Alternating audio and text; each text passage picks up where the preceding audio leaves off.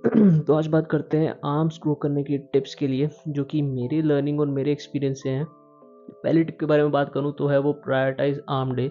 अगर आपको arms grow करनी है अपनी, बाइसेप और ट्राइसेप दोनों आप चाहते हो कि ह्यूज दिखें, तो आप आर्म्स को एक सेपरेट डे पे ट्रेन कर सकते हो। स्टार्ट कर सकते हो आप बाइसेप या ट्राइसेप से, किसी से भी स्टार्ट कर सकते हो आप। और आप इसको एंटागोनिस्टिक मैन में भी लगा सकते हो। सही बोला ना मैंने? जो भी है, इसका मतलब है सुपर सेट में आप बाइसेप का सेट लगाते हो और उसके इमीडिएट बाद आप ट्राइसेप का सेट लगाते हो। ऐसे करके भी आप कर सकते हो, इससे पंप काफ़ी अच्छा आता है।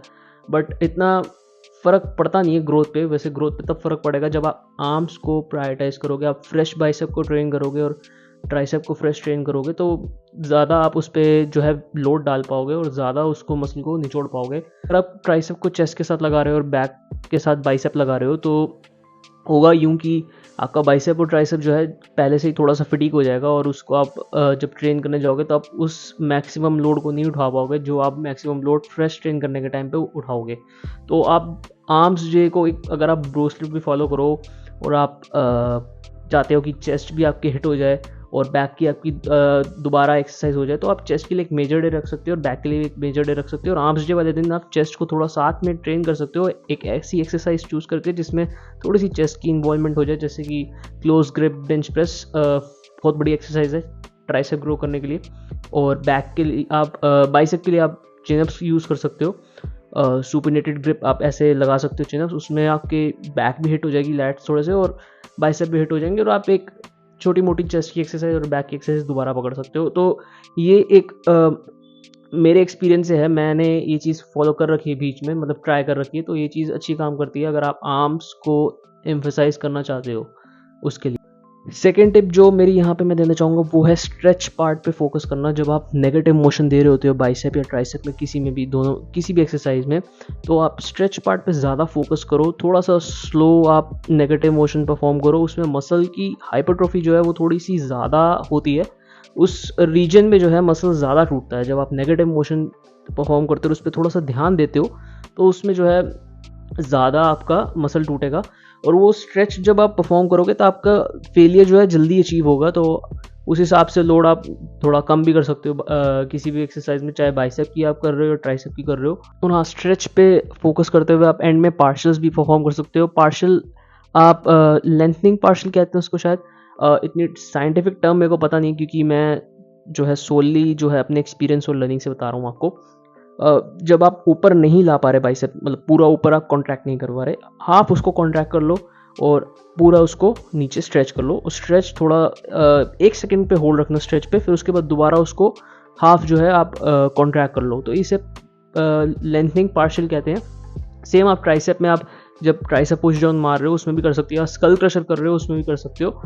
और अगर आप इन मूवमेंट्स को ऐसे परफॉर्म करोगे तो आप खुद ही जो है एक बहुत बढ़िया पंप नोटिस करोगे अपने बाइसेप और ट्राइसेप में, और साथ में जो है ग्रोथ में भी आपको काफ़ी हेल्प मिलेगी इसमें।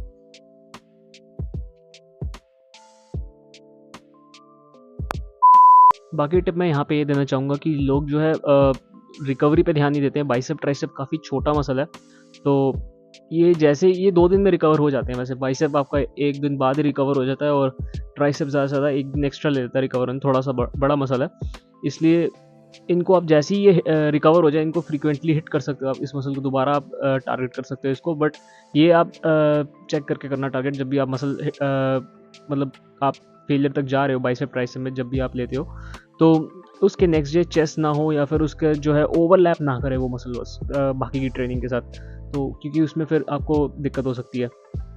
अब मैं पर्सनली वैसे बाइसेप जो है मैं पहले बाइसेप को बताता हूँ पर्सनली। जैसे मैं मेरा एक्सपीरियंस ये रहा है बाइसेप के साथ। मैं अगर शॉर्ट हेड को एक एक्सरसाइज में ज़्यादा एम्फेसिस करूँ या फिर लॉन्ग हेड को ज़्यादा एम्फेसिस करूँ, तो वो मेरे लिए थोड़ा सा ईजी रहता है। और शॉर्ट हेड यानी कि आपको पता ही होगा, ये अंदर वाला पार्ट बाइसेप का। लॉन्ग हेड जो पीक वाला पार्ट होता है वो वाला। जब बाइसेप को मैं शॉर्ट हेड के लिए ट्रेन करता हूँ, तो मैं थोड़ा सा शोल्डर विथ अपार्ट से बारबेल पे मार रहा हूँ, बारबेल कर्ल सपोज करो, तो मैं शोल्डर विथ अपार्ट से थोड़ा सा बाहर लेता हूँ। और यही सेम अगर केबल पे करूँगा, मैं केबल पे थोड़ा मुश्किल होता है, मैं बारबेल कर्ल ज़्यादा प्रेफर करता हूँ। या फिर अगर मैं स्टैंडिंग डंबल कर्ल भी मार रहा हूँ, तो मैं ऐसे बाहर की तरफ लेके आऊँगा, वो थोड़ा शॉर्ट हेड पे डालेगा।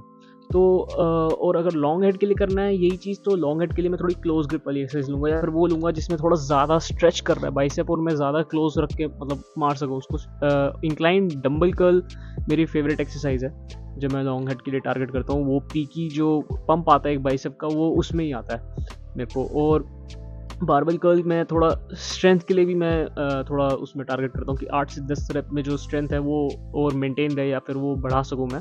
तो मैं ऐसे बाइसेप को टारगेट करना पसंद करता हूँ। अब बात करूँ मैं ये वाले पार्ट की बाइसेप की, तो इसके लिए आप हैमर कर्ल एक्सरसाइज कर सकते हो, डंबल हैमर कर्ल, और या फिर स्टैंडिंग ले लो, सीटेड ले लो, जिसमें आपको अच्छा लगे, हाँ फील अच्छा है, मतलब मसल लगे, टारगेट हो रहा है अच्छे से, तो वो ज़्यादा बढ़िया है और इतना हैवी जाने का इसमें फ़ायदा नहीं है।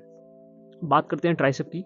ट्राइसेप के लिए मैं ज़्यादा एम्फेसिस लॉन्ग हेड वाली जो ओवर हेड एक्सटेंशन होती है, सीधी सी बात है, जो ओवर हेड एक्सटेंशन ले रहे हो आप सपोज, या फिर ट्राइसेप एक्सटेंशन आप केबल पे ले रहे हो, या फिर स्कल क्रशर ले रहे हो, या फिर आप कोई भी एक्सरसाइज जिसमें डंबल ओवर हेड हो गया आपका, वो आपके लॉन्ग हेड को टारगेट करेगा। लॉन्ग हेड जो है मतलब आपका मैक्सिमम ट्राइसेप वहीं से निकल के आता है, वो चंक जो है वो वहीं से आएगा।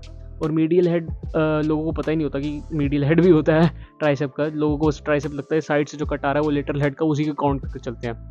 नहीं, मीडियल हेड आपका बेंच डिप्स, आपके पैरेलल बार डिप्स, ये बेस्ट एक्सरसाइज है मीडियल हेड को टारगेट करने के लिए। Hats off. और बस यही है बाइसेप ट्राइसेप का। बाकी मैं मिलता हूँ आपको नेक्स्ट वीडियो में।